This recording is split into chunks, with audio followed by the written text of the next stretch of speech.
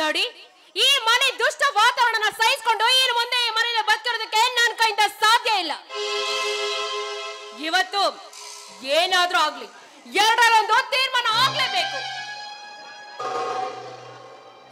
ಏ ಛಾಯಾ, ಯಾಕೆ ಸುಮ್ನೆ ಮನೆ ವಾತಾವರಣನೆಲ್ಲ ಕಲಕ್ತೀಯಾ?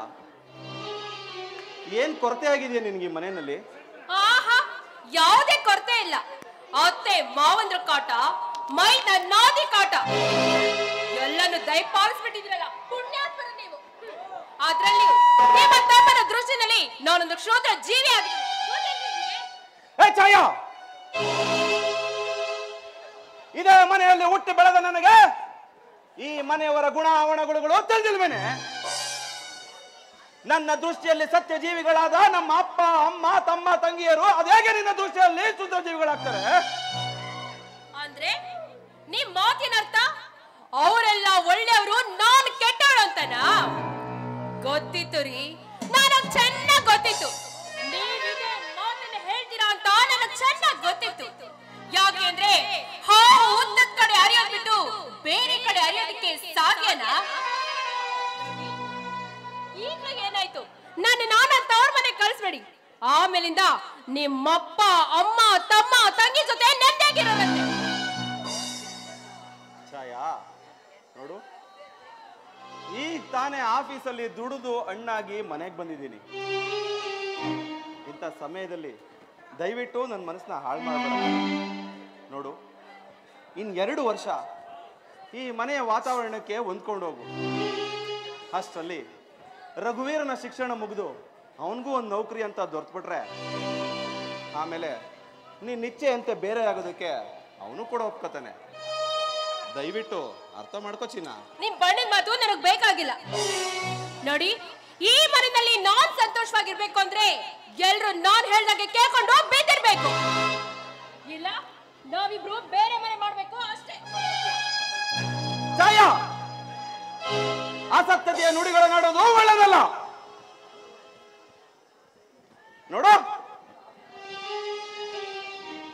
ನಾನ್ ನಿನಗೆ ಎಚ್ಚರಿಕೆ ಕೊಡ್ತಾ ಇದ್ದೀನಿ. ಈ ಮನೆಯಲ್ಲಿ ನೀನು ನಾನು ಹೇಳ್ದಂಗಿರೋದು ನಿನ್ ಕರ್ತವ್ಯ, ಹಾಗೆ ಅದು ನಿನ್ನ ಧರ್ಮನೂ ಕೂಡ. ಏನಂದ್ರೆ ನೋಡಿ, ನಾನ್ ಅದಕ್ಕೆ ಇಲ್ಲ ಅಂತ ಹೇಳ್ತಿಲ್ವಲ್ಲ. ನೀವ್ ಹೇಳ್ದಾಗೇನೋ ನಾನ್ ಕೇಳ್ಕೊಂಡಿರ್ತೀನಿ. ಆದ್ರೆ ಈ ಮನೆ ದೊಡ್ಡವರು ಚಿಕ್ಕವರು ಹೇಳ್ದಂಗೆಲ್ಲ ಕೇಳ್ಕೊಂಡ್ ಬಿದ್ದಿರೋಕೆ ನನ್ಗೇನು ದರ್ದು ಬಂದಿಲ್ಲ ರೀ. ನಮ್ಮಪ್ಪ ಕೋಟ್ಯಾಧಿಪತಿ, ಬೇಕಾದಷ್ಟು ವರದಕ್ಷಿಣೆ ಬಿಸಾಕಿದ್ರೆ ನನ್ನ ಮಹಾರಾಣಿ ರೀತಿ ನೋಡ್ಕೊಳ್ಳೋ ಮನೆಗಳು ನನ್ನ ಮನೆ ಮುಂದೆ ಆದ್ರೆ ನೀವೇನೋ ಮಹಾ ಗುಣವಂತರ ಅಂತ ತಿಳ್ಕೊಂಡು ನಿಮ್ಮಂತ ದರಿದ್ರದವ್ರ ಮನೆ ಕೊಟ್ಟು ದೊಡ್ಡ ಮಾಡಿದ್ರು ನಮ್ಮಪ್ಪ. ಸಿರಿತನದ ಮತದಲ್ಲಿ ಬೆಳೆದು ನಿನಗೆ ನಾವೆಲ್ಲ ಬಿಕಾರಿಗಳ ಕಾಣ್ತೇವೇನೆ? ನನ್ನ ಮನೆಯಿಂದ ಆಚೆಗೆ.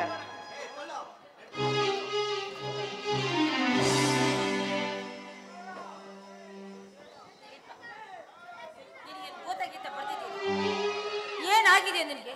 ಯಾಕೆ ಈ ರೀತಿ ನಡ್ಕೊಳ್ತಾ ಇದ್ದೀಯ? ಇನ್ನು ಏನಾಗ್ಬೇಕಮ್ಮ? ಆಗೋದೆಲ್ಲ ಆಗಿ ಹೋಗಿದೆ. ಈ ಮನೆಯಲ್ಲಿ ಹಿರಿಯರು ಅಂತ ಹೇಳ್ಕೊಳ್ಳೋ ನೀವೆಲ್ಲರೂ ನನ್ನ ಪಾಲಿಗೆ ರಾಕ್ಷಸರಾಗಿದ್ದೀರಾ.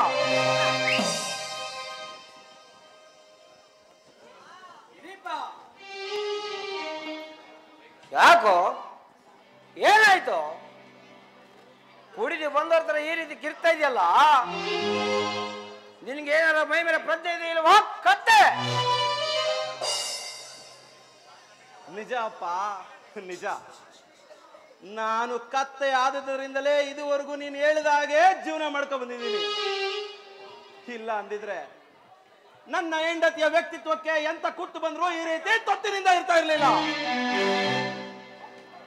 ಅಪ್ಪ, ನೀವು ಈ ಮನೆ ಹಿರಿಯರು, ಆದ್ರೆ ಹಿರಿಯರಲ್ಲಿ ಇರಬೇಕಾದಂತ ನ್ಯಾಯ ಗುಣಗಳು ನಿಮ್ಮಲ್ಲಿ ಒಂದಾದ್ರೂ ಇದೆಯಾ?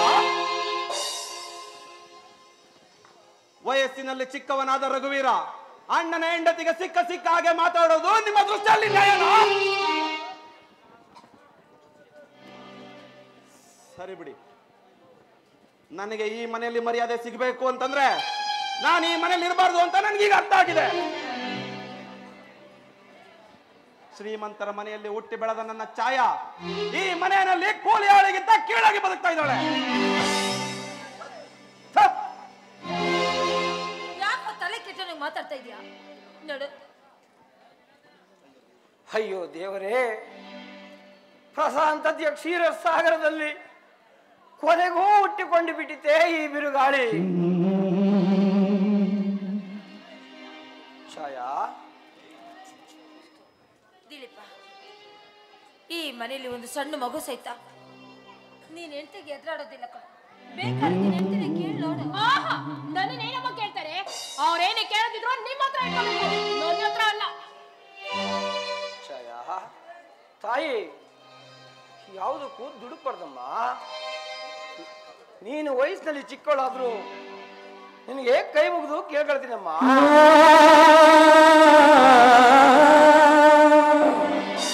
ನನ್ನ ಮಾತನ್ನ ಕೇಳಮ್ಮ, ಕೇಳು. ಹಾಲು ತುಂಬಿದ ಕೊಡದಲ್ಲಿ ಒಂದೇ ಒಂದು ಅರಳು ಉಪ್ಪು ಬಿದ್ದರೂ ಸಾಕು, ಅದು ಕ್ಷಣಾರ್ಧದಲ್ಲಿ ಒಡೆದು ಹಾಳಾಗುತ್ತೆ. ಹಾಗೆ ಏಕಸ್ಥ ಮನೆತನ ಅಂದರೆ ಒಂದು ಹಾಲು ತುಂಬಿದ ಕೊಡ ಇದ್ದಂತೆ. ಅದರಲ್ಲಿ ನಿನ್ನ ದುರ್ಬೋಧನೆ ಉಪ್ಪನ್ನು ಬೆರೆಸುವುದಕ್ಕೂ ಮುಂಚೆ ನಿನ್ನ ಮನಸ್ಸನ್ನೇ ಕೇಳಿಕೋ, ಅದಕ್ಕೆ ಒಪ್ಪುತ್ತೀಯ ಅಂತ. ಛಾಯಾ, ಮನುಷ್ಯರಾದ ಮೇಲೆ ಯಾವುದಕ್ಕೂ ದುಡುಪರ್ದಮ್ಮ. ಸಾರ ಸಾರ ವಿಚಾರ ಮಾಡ್ಬೇಕಮ್ಮ, ವಿಚಾರ ಮಾಡ್ಬೇಕು. ಅಪ್ಪ, ಸಾರ ಸಾರ ವಿಚಾರ ಮಾಡುವ ಪ್ರಮೇಯವೇ ಉಳಿದಿಲ್ಲ.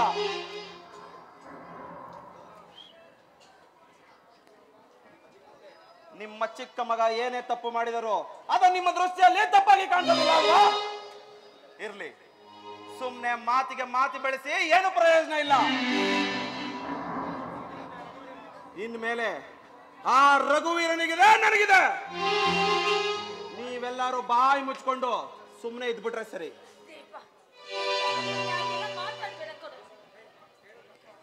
ರೇಣುಕ, ನಿನಗಿನ್ನು ಹೆಚ್ಚು ಮಾತನಾಡೋದಕ್ಕೆ ಅವಕಾಶವಿಲ್ಲ. ಕೊಚ್ಚೆಯ ಮೇಲೆ ಕಲ್ಲು ಎಸೆದು ಮುಖಕ್ಕೆ ಸಿಡಿಸಿಕೊಳ್ಳುವುದು ಒಳ್ಳೆಯದಲ್ಲ. ನಡೆಯ ಒಳಗೆ, ಅದಾಗಲ್ಲ ಅಂದ್ರೆ ನಡಿ ಎಂದೆ.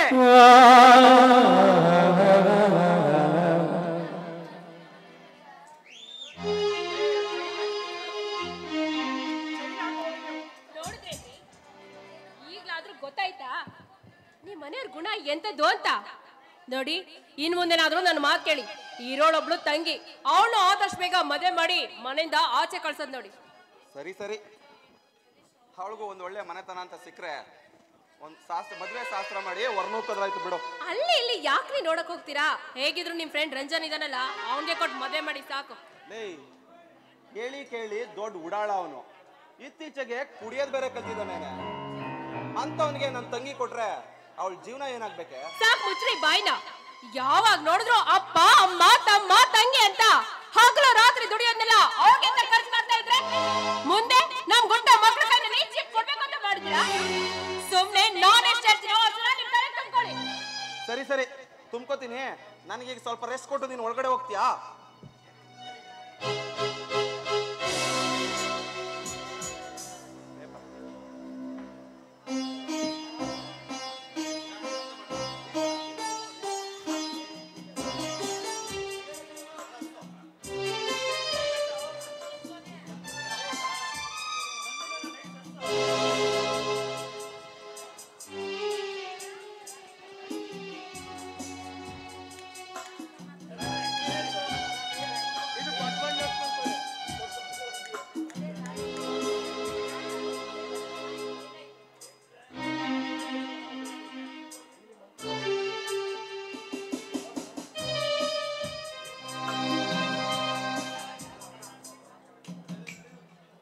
ಅಣ್ಣ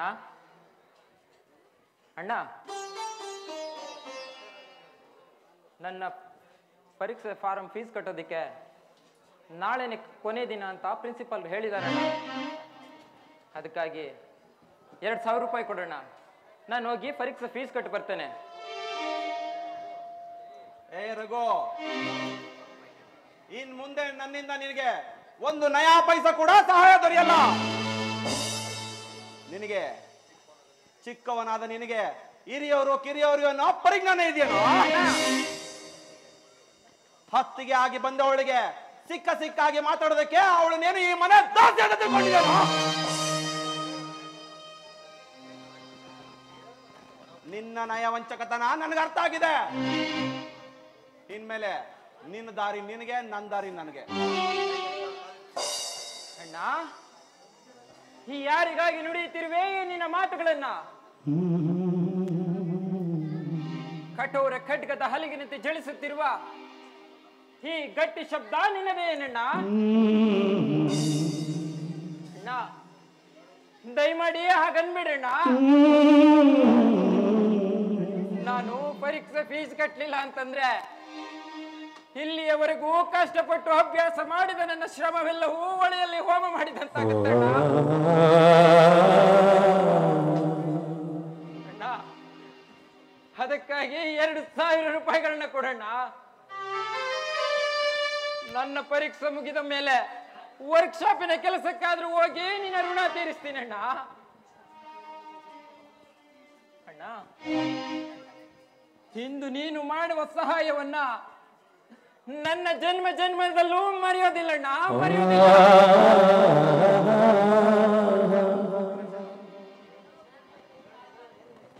ಅಣ್ಣ, ಈ ನಿನ್ನ ಜೀವನದಲ್ಲಿ ಚಿಲ್ಲರೆ ಖರ್ಚಿಗಾಗಿ ಅದರಲ್ಲೂ ಸಿಗರೇಟ್ ಸೇದುವುದಕ್ಕೆ ಸಾವಿರಾರು ರೂಪಾಯಿಗಳನ್ನ ಖರ್ಚು ಮಾಡ್ತೀಯ. ಅದರಲ್ಲಿ ಈ 2,000 ರೂಪಾಯಿಗಳನ್ನ ಈ ಬಂಧುವಿಗಾಗಿ ಸಾಲವಾಗಿ ಆದ್ರೂ ಕೊಡೋಣ.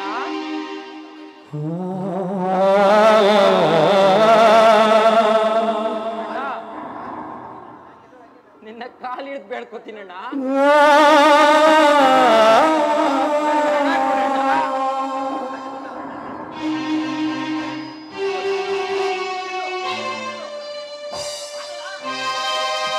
ಅಣ್ಣ ನಿನ್ನವನಾದರೂ ಹತ್ತಿಗೆ ನಿನ್ನವಳೇನೆ. ಅಣ್ಣನು ಹೃದಯವಂತನಾದರೂ ಹತ್ತಿಗೆ ಕಲ್ಲು ಮನಸ್ಸಿವಳಾದಳು. ಈ ಜೀವನ ತಪೋವನ ಆನಂದದ ನಿವೇಶನ. ಮನದಲ್ಲಿ ಒಲವಿದ್ದರೆ ಈ ಬಾಳಿಗೆ ಬೆಲೆಯಲ್ಲಿದೆ. ಈ ಲೋಕ ಬಲಿಯಾದರೆ ಈ ಜೀವನ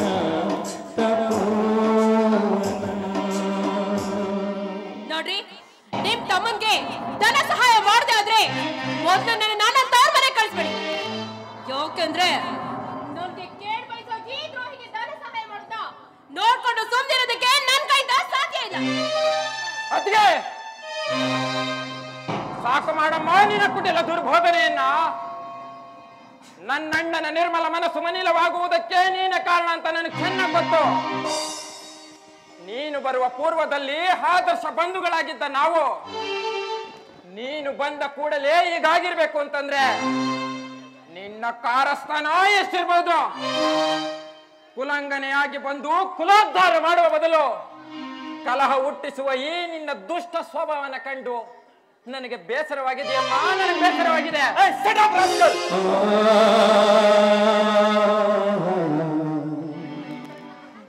ನನ್ನ ಎದುರಲ್ಲಿ ನನ್ನ ಹೆಂಡತಿಯನ್ನು ಸಿಕ್ಕ ಹಾಗೆ ನಿಂದಿಸಿರುವ ನೀನು ನಾನಿಲ್ಲದ ಸಮಯದಲ್ಲಿ ಅದಕ್ಕೆ ಉತ್ತರದ ನೆಮ್ಮೆದಿರ್ಬೋದು.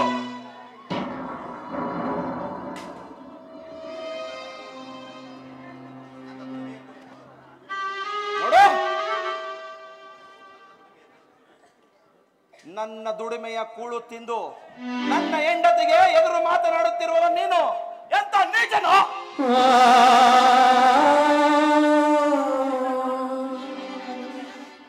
ಈ ಮನೆಯಲ್ಲಿ ಒಂದು ಕ್ಷಣ ನಿಂತಬೇಡ, ಹೊಡೆಯಲಿಲ್ಲ.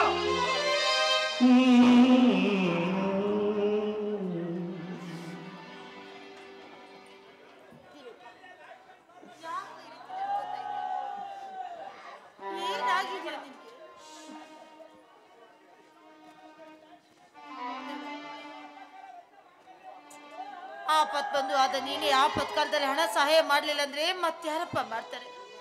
ಅವನು ಸಾಲವಾಗಿ ಕೇಳ್ತಾ ಇದ್ದಾನೆ. ಅವ್ನು ಕೇಳ್ತಾರೆ ಹಣನ ಕೊಟ್ಟು ಪುಣ್ಯ ಕಟ್ಕೊಳ್ಳು. ಅಮ್ಮ, ಆತ ನನ್ನ ಬಂಧುವಲ್ಲ, ನನ್ನ ಕಡು ವೈರಿ. ಆತನಿಗೆ ನನ್ನಿಂದ ಒಂದು ನಯ ಪೈಸೆ ಕೂಡ ಸಹಾಯ ಸಿಗಲ್ಲ. ನಿನ್ನ ಚಿಕ್ಕ ಮಗನ ಮೇಲೆ ನಿನಗೆ ಅಷ್ಟೊಂದು ಪ್ರೀತಿ ವಾತ್ಸಲ್ಯ ಇರೋದ್ರೆ ಎಲ್ಲಾದ್ರೂ ಭಿಕ್ಷೆ ಬೇಡಿ ತಂದು ಕೊಡಮ್ಮ ಅವನಿಗೆ ಹಣ.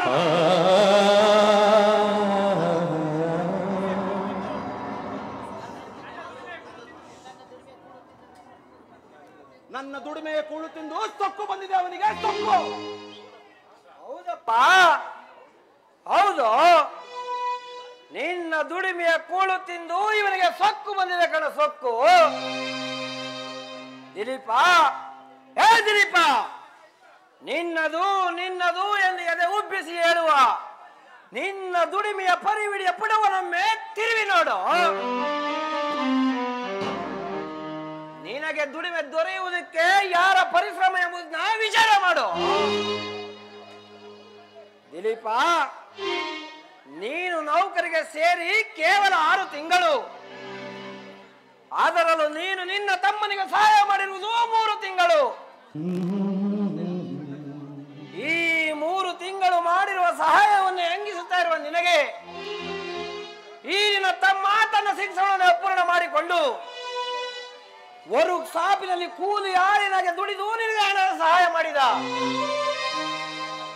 ಇದರ ಪ್ರತಿ ಉಪಕಾರ ಋಣ ನೋನಿಗೆ ಸ್ವಲ್ಪ ಇಲ್ವೇನೋ? ಸುಮ್ಮನಿರಪ್ಪ. ಛಾಯಾ, ನಾನ್ ಸ್ವಲ್ಪ ರಂಜನ್ ಮನೆ ಕಡೆ ಹೋಗಿ ಬರ್ತೀನಿ, ನಿನ್ ಮನೆ ಕಡೆ ಹುಷಾರು. ನೋಡಿ, ಚಿಕ್ಕ ಮಗನ ಮೇಲಿನ ಪ್ರೀತಿಯಿಂದ ಮನೇಲಿರೋ ಯಾವ್ದಾದ್ರು ವಸ್ತುನ ಮಾರಿ ನಿಮ್ಮಪ್ಪ ಅಮ್ಮ ಅವನ್ಗೆ ಹಣ ಕೊಟ್ಬಿಡ್ತಾರೆ. ಅವರಿಬ್ರಿಗೂ ಸರಿಯಾಗಿ ಬುದ್ಧಿ ಹೇಳೋಗಿ. ಮನೇಲಿ ಏನಾದ್ರು ಒಂದು ವಸ್ತು ಕಮ್ಮಿ ಆದ್ರೂ ನಾನ್ ಸುಮ್ಮನೆ ಇರೋದು. ಅಪ್ಪ, ನಾನಿಲ್ಲದ ಸಮಯದಲ್ಲಿ ಈ ಮನೆ ಯಾವ ವಸ್ತುವನ್ನಾದರೂ ಮಾರಿ ಅವನಿಗೆ ಹಣ ಕೊಡುವುದಾದ್ರೆ ನನ್ನ ಮೇಲೆ ಆಣೆ ಆಗಿದೆ, ಹುಷಾರು. ಅಣ್ಣ, ನನ್ಗೆ ಹಣ ಕೊಡದೆ ಹೋಗ್ಬೇಡಣ್ಣ. ಅಣ್ಣ, ನನ್ನ ಪರೀಕ್ಷೆ ಹಾಳಾಗುತ್ತಣ್ಣ. ಅಣ್ಣ, ದಯವಿಟ್ಟು ಹಣ ಕೊಡೋಣ. ಬಿಡೋ ಕಾಲ್ನ, ಹೋಗೋ. ಅಣ್ಣ, ನೀ ಹಣ ಕೊಡೋದು ಹೊರತು ಈ ನಿನ್ನ ಕಾಲುಗಳನ್ನ ಬಿಡೋದಿಲ್ಲ ಅಣ್ಣ, ಬಿಡೋದಿಲ್ಲ. ಜೀವನ ನಾಟಕ ರಂಗ, ಆ ದೇವನ ಚದುರಂಗ, ಇಲ್ಲಿ ಯಾರಿಗೆ ಯಾರೂ ಇಲ್ಲ, ಅನುಬಂಧಕ್ಕೆ ಅರ್ಥವೇ ಇಲ್ಲ. ಜೀವನ ನಾಟಕ ರಂಗ, ಆ ದೇವನ ಚದುರಂಗ, ಇಲ್ಲಿ ಯಾರಿಗೆ ಯಾರೂ ಇಲ್ಲ, ಅನುಬಂಧಕ್ಕೆ ಅರ್ಥವೇ ಇಲ್ಲ, ಅನುಬಂಧಕ್ಕೆ ಅರ್ಥವೇ ಇಲ್ಲ, ಅನುಬಂಧಕ್ಕೆ ಅರ್ಥವೇ ಇಲ್ಲ. ಅಮ್ಮ, ಅಮ್ಮ, ಇಷ್ಟು ದಿನ ನನ್ನ ಶ್ರಮಕ್ಕೆ ಅಣ್ಣನಿಂದ ಸಿಕ್ಕ ಪ್ರತಿಫಲ ಇದೇನೇನಮ್ಮ, ಇದೇನಾ? ನೀನು ರೀತಿ ನೊಂದು ಕಣ್ಣೀರಾಗ್ತಾ ಇದೆ. ಅದು ತಡ್ಕೊಳ್ಳೋ ಶಕ್ತಿ ನನಗಿಲ್ಲಪ್ಪ, ನನಗಿಲ್ಲ. ಅಮ್ಮ, ಈ ವಜ್ರಘಾತದಿಂದ ಉದ್ಭವಿಸಿದ ದುಃಖದ ಸೆಲೆಯು ಸಹನೆ ಕಟ್ಟು ಬಿಡದು ಹೊರಸೂಸುತ್ತಿದೆಯಮ್ಮ, ಕಣ್ಣೀರ ಧಾರೆ.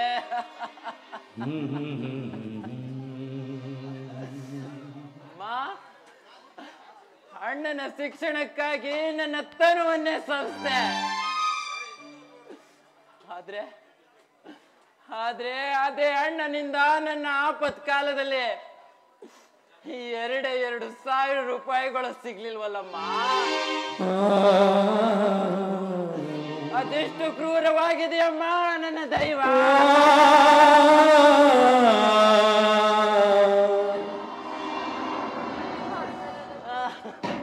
ಅಳಬೇಡ ರಘು, ಅಳಬೇಡ. ನಿನ್ನ ಶ್ರಮಕ್ಕೆ ನಿನ್ನ ಅಣ್ಣನಿಂದ ಪ್ರತಿಫಲ ದೊರೆಯದಿದ್ದರು ಆ ದೇವರು ಹೇಗೋ ಕಾಪಾಡ್ತಾನೆ. ಶಾಂತಿ ತಾಳು ರಘು, ಶಾಂತಿ ತಾಳು. ಅಪ್ಪಾಜಿ, ಅಳಬಾರದು ಅಳಬಾರದು ಎಂದು ನಾನು ಎಷ್ಟೇ ಪ್ರಯತ್ನ ಮಾಡಿದ್ರು ಆತ್ಮದುಸಿರು ಅಳುವನ್ನ ನಿಲ್ಲಿಸಲಾಗದಪ್ಪ, ನಿಲ್ಲಿಸಲಾಗದು. ಕೇವಲ ಫೀಜಿನ ಹಣಕ್ಕಾಗಿ ನನ್ನ ಶ್ರಮವೆಲ್ಲ ವ್ಯರ್ಥವಾಗೋಗುತ್ತೆ. ಅಪ್ಪ ನೀವ್ ಹೇಗಾದ್ರೂ ಮಾಡಿ ನನ್ಗೆ ಹಣ ಕೊಡ್ಸಪ್ಪ, ನನ್ಗೆ ಹಣ ಕೊಡ್ಸಿ. ರಘು, ನಿನ್ನಂತ ಜಾಣ ಮಗನನ್ನು ಆ ದೇವರು ನನ್ನಂತ ದರಿದ್ರ ಹೊಟ್ಟೆಯಲ್ಲಿ ಹುಟ್ಟಿಸಬಾರದಾಗಿತ್ತು.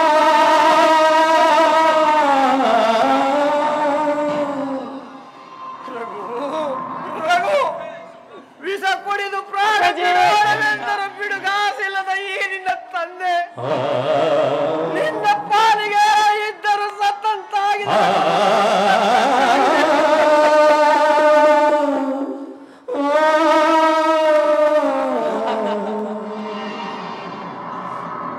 ಅಪ್ಪಾಜಿ, ತಂದೆಯಾದ ನೀನೇ ಮಗನಿಗೆ ಸಹಾಯ ಮಾಡ್ಲಿಲ್ಲ ಅಂದ್ರೆ ನನಗಿನ್ಯಾರಪ್ಪ ದಿಕ್ಕು? ಅಪ್ಪ, ನನ್ನ ಪರೀಕ್ಷೆ ಹಾಳಾಗೋಗುತ್ತಪ್ಪ. ಅಪ್ಪ, ನಾ ಪಟ್ಟ ಶ್ರಮಕ್ಕೆ ಬೆಲೆನೇ ಇಲ್ವಾ? ಹೇಗಾದ್ರೂ ಮಾಡಿ ನನ್ಗೆ ಹಣ ಕೊಡ್ಸಪ್ಪ. ನೀವು ನನಗೆ ಹಣ ಕೊಡಿಸುವವರೆಗೂ ನಿಮ್ಮ ಪಾದಗಳನ್ನ ಬಿಡೋದಿಲ್ಲಪ್ಪ, ಬಿಡೋದಿಲ್ಲ. ಅಯ್ಯೋ ದೇವರೇ, ನನಗ ಏನ್ ಮಾಡ್ಲಪ್ಪ, ಏನ್ ಮಾಡ್ಲಿ? 2,000 ಹಣವನ್ನ ಎಲ್ಲಿಂದ ಅಂತ ತರಲಿ? ಇಲ್ಲ, ನನ್ನ ಮಗನ ಶ್ರಮ ನಿಸ್ಸಾರ್ಥಕವಾಗಬಾರದು.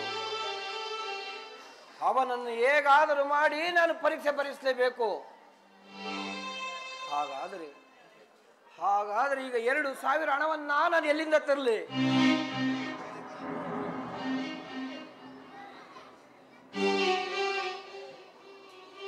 ಸಿಲಿಂಡರ್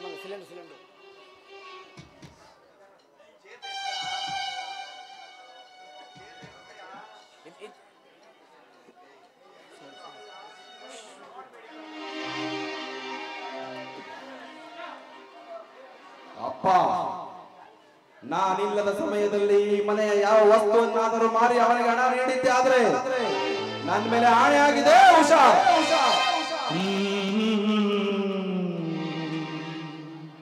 ಇಲ್ಲ, ನನ್ನ ಹಿರಿಯ ಮಗ ಇದೀಗ ಈ ಮನೆಯ ಯಾವ ವಸ್ತುವನ್ನು ಮಾರಬಾರದೆಂದು ಆಣೆ ಮಾಡಿ ಹೋಗಿದ್ದಾನೆ. ಆದ ಬಳಿಕ ನನ್ನದಾದ ಸ್ವಂತ ವಸ್ತು ಇನ್ಯಾವುದಿದೆ ಈ ಮನೆಯಲ್ಲಿ? ಇನ್ಯಾವುದಿದೆ ರೇಣುಕಾ? ಇನ್ಯಾವುದಿದೆ?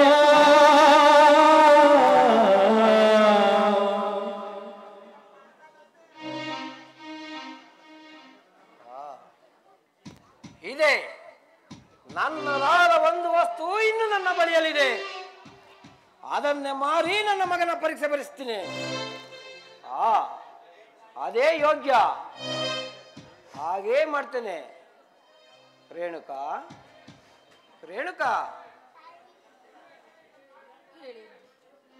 ನಿನ್ನ ಮದುವೆಯಾಗಿ ಇಲ್ಲಿಗೆ ಎಷ್ಟು ವರ್ಷ ಐತೆ?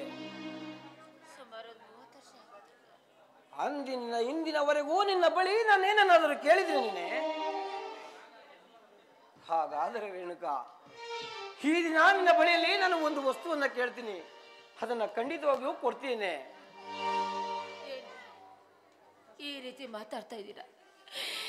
ಯಾವತ್ತು ನಿಮ್ಮ ಕೈಲಿ ತಾಳಿ ಕಟ್ಟಿಸ್ಕೊಂಡು ಈ ಮನೆ ಹೊಸಲು ಮೆಟ್ಟದ್ನು, ಆವತ್ತಿನಿಂದ ನಾನು ಮಣ್ಣಿಗೆ ಹೋಗೋರ್ಗು ನಿಮ್ಮ ಕಷ್ಟ ಸುಖದಲ್ಲಿ ಭಾಗಿಯಾಗಬೇಕಾದ್ದು ಹೆಂಡತಿ ಅದನ್ನ ಧರ್ಮ. ನಿಮಗೋಸ್ಕರ ನಾನು ಪ್ರಾಣ ಕೊಡೋಕೋದ. ಹಾಗಾದರೆ ರೇಣುಕಾ, ಬಿಚ್ಚಿ ಕೊಡ ನಿನ್ನ ಕೊರಳ ಮಾಂಗಲ್ಯವನ್ನ.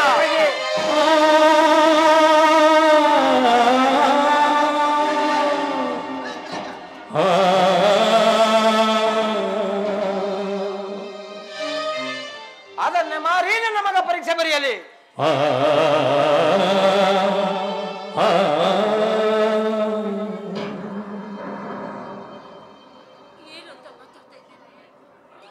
ಏನು ಅಂತ ಮಾತಾಡ್ತಾ ಇದ್ದೀರಿ?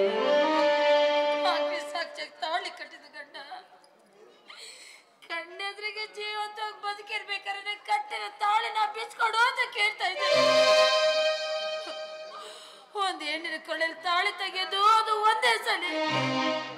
ಅವಳು ಮುತ್ತಿನ ನಾ ಕೇಳ್ಕೊಂಡು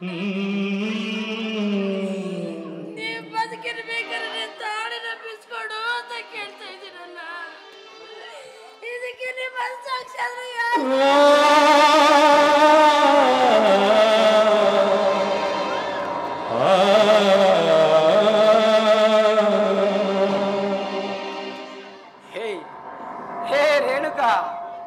ಎಂತ ಹುಚ್ಚಿಯ ನೀನು? ಮಾಂಗಲ್ಯದ ಅಧಿಪತಿಯಾದ ನಾನು ನನ್ನ ಆತ್ಮ ಮಾಂಗಲ್ಯವನ್ನು ನಿನ್ನ ಕೊರಳಲ್ಲಿ ಕಟ್ಟಿರಬೇಕಾದರೆ ಕೇವಲ ಈ ಚಿನ್ನದಿಂದ ನಿನಗೆ ಏನಾಗಬೇಕಾಗಿದೆ? ಬಿಚ್ಚಿ ಕೊಡೇ ನಿನ್ನ ಕೊರಳ ಮಾಂಗಲ್ಯವನ್ನ. ಅಪ್ಪಾಜಿ, ಭಾರತದ ನಾಯಕರು ತನ್ನ ಮಗನ ಶಿಕ್ಷಣಕ್ಕಾಗಿ ತನ್ನ ಕೊರಳ ಮಾಂಗಲ್ಯ ಬಿಚ್ಚಿಕೊಟ್ಟಳು ಎಂಬ ನಿನ್ನ ಕೀರ್ತಿ ಅಜರಾಮರವಾಗಲಿ. ಬಿಚ್ಚಿ ಕೊಡೇ ನಿನ್ನ ಕೊರಳ ಮಾಂಗಲ್ಯವನ್ನ.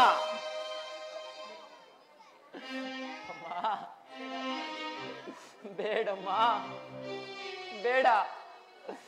ಒಡಲಲ್ಲಿ ಹುಟ್ಟಿದ ಮಗನಾಗಿ ಹಡಗಮ್ಮನ ಮಾಂಗಲ್ಯವನ್ನ ಮಾರಿಸಿ ನಾನು ಯಾವ ಸತ್ಕೀರ್ತಿಯನ್ನು ಸಾಧಿಸ್ಲಿ?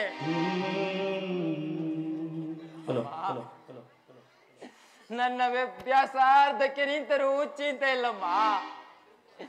ಇನ್ ಮುಂದೆ ನಾನು ನಿಮ್ಮ ಮನಸ್ಸನ್ನ ನೋಯಿಸೋದಿಲ್ಲ. ನನ್ನನ್ನ ಕ್ಷಮಿಸ್ಬೇಡಮ್ಮ, ನನ್ನನ್ನ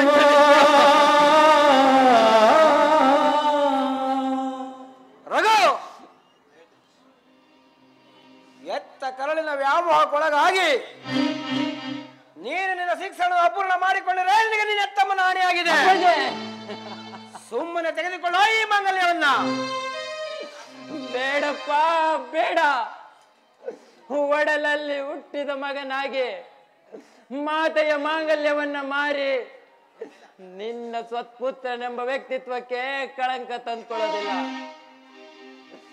ಅಪ್ಪಾಜಿ, ಇನ್ ಮುಂದೆ ನಿಮ್ಮ ಮನಸ್ಸನ್ನು ನಾನು ನೋಯಿಸೋದಿಲ್ಲ. ನನ್ನನ್ನ ಕ್ಷಮಿಸ್ಬಿಡ್ರೆ ಅಪ್ಪಾಜಿ, ನನ್ನನ್ನ ಕ್ಷಮಿಸ್ಬಿಡಿ. ರಘು, ನೀನು ಈ ಮಾಂಗಲ್ಯವನ್ನು ತೆಗೆದುಕೊಳ್ಳದಿದ್ದ ಮಾತ್ರಕ್ಕೆ ನೀನು ನನ್ನ ಸತ್ಪುತ್ರನಾಗಲಾರೆ. ಇಂದು ನೀನು ತೆಗೆದುಕೊಳ್ಳುವ ಈ ಮಾಂಗಲ್ಯಕ್ಕೆ ಪ್ರತಿಯಾಗಿ ಎಂದು ನೀನು ಓದಿ ದೊಡ್ಡ ಪದವೀಧರನಾಗಿ ರತ್ನ ಮಾಂಗಲ್ಯವನ್ನು ಮಾಡಿಸಿಕೊಂಡು ಬಂದು ನನ್ನ ಕೈಯಿಂದ ನಿನ್ನಮ್ಮನ ಕೊಳ್ಳಿಗೆ ಕಟ್ಟಿಸುವೆಯೋ ಅಂದೇ ಒಪ್ಪಿಕೊಳ್ಳುವೆ ನಿನ್ನನ್ನು ನನ್ನ ಸತ್ಪುತ್ರನೆಂದು. ಸುಮ್ಮನೆ ಅಡಮರದೆ ತೆಗೆದುಕೊಳ್ಳುವ ಮಾಂಗಲ್ಯವನ್ನ.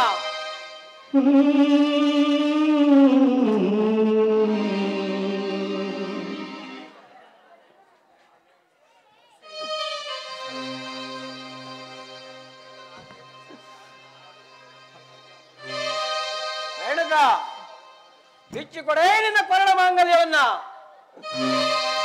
ಸುತನ ಶಿಕ್ಷಣಕ್ಕಾಗಿ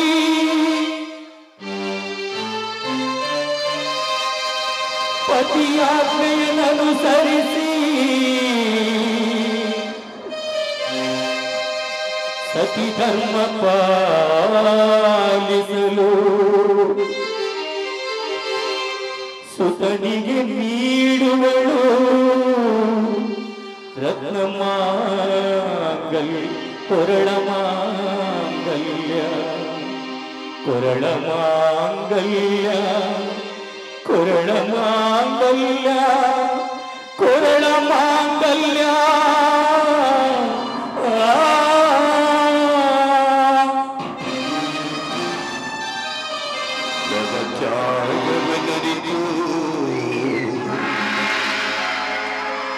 ಮಾತೆಯ ಮಮತೆಯ ನಗಿತು ಪುತ್ರ ನೀನಾಗಿ ಅತಿ ಪರಿತರಿಂತರಬೇಕು ರತ್ನ ಮಾಂಗಲ್ಯ, ರತ್ನ ಮಾಂಗಲ್ಯ,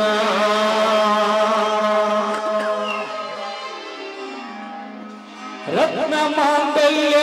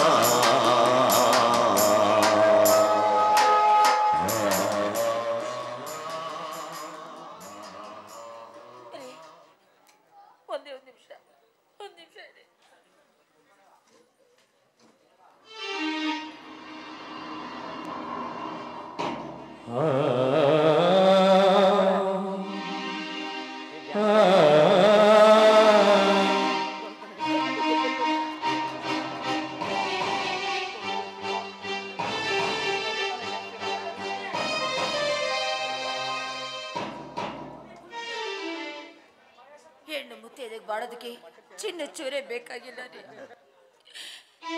ಆದ್ರೆ ಎಲ್ಲ ಹೆಣ್ಣು ಬಯಸೋದೊಂದೇ, ಅವಳು ಮಣ್ಣಿಗೆ ಹೋಗೋರ್ಗು ಮುತ್ತೈದೆಯಾಗಿರ್ಬೇಕು ಅಂತಾನೆ.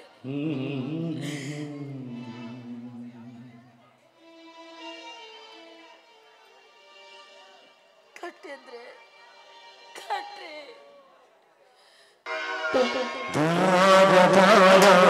ಅರ್ಶಿನ ದಾರ ಹೆಣ್ಣಿನ ಬಾಡಿಗೆ ಇದುವೆ ಆಧಾರ.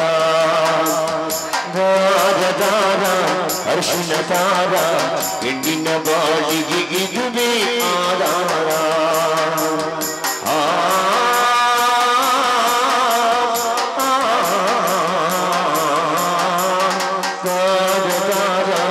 ಅರ್ಶಿನ ದಾರ ಹೆಣ್ಣಿನ ಬಾಡಿಗೆ ಇದುವೆ ಆಧಾರ.